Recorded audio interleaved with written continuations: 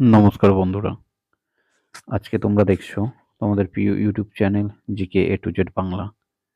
বন্ধুরা, তোমরা জানো যে আপকামিং যেসব পরীক্ষাগুলো আছে, যেমন WP constable, Kolkata police constable, NTPC বা রেলের যে রিক্রুটমেন্টগুলি হচ্ছে, সেগুলোর দিকে আমাদের অবশ্যই নজর থাকছে এবং সেগুলি প্রিপারেশনের জন্য আমরা কিছু কিছু ছোট ছোট স্টেপ নিতে চাইবো, যে স্টেপগুলো হয়তো আমাদের পরবর্তীকালে অনেক অনেক কাজে লাগবে। আজকে এই একটা ছোট্ট জিকে ক্লাস দিয়ে শুরু হচ্ছে। আজকে আমাদের প্রথম বা আজকে আমরা যে প্রশ্নগুলো করব সেগুলোর উত্তর আপনাদেরকে দিতে হবে কমেন্ট বক্সে। ঠিক আছে? তারপরেও আমি কিছু উত্তর দিয়ে দিচ্ছি।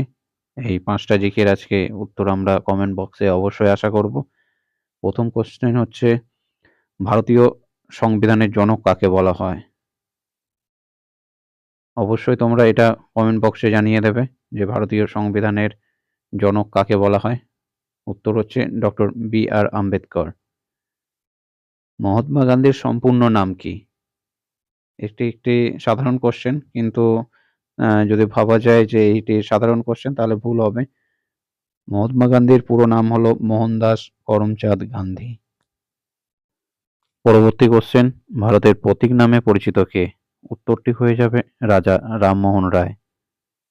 চতুর্থ কোশ্চেন হচ্ছে, জাতির জনক কাকে বলা হয়?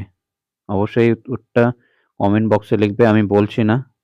লোকমান্য নামে পরিচিত কে? এই দুটো প্রশ্ন আপনাদের কাছে রাখলাম, যে আপনারা আমাকে কমেন্ট বক্সে জানাবেন।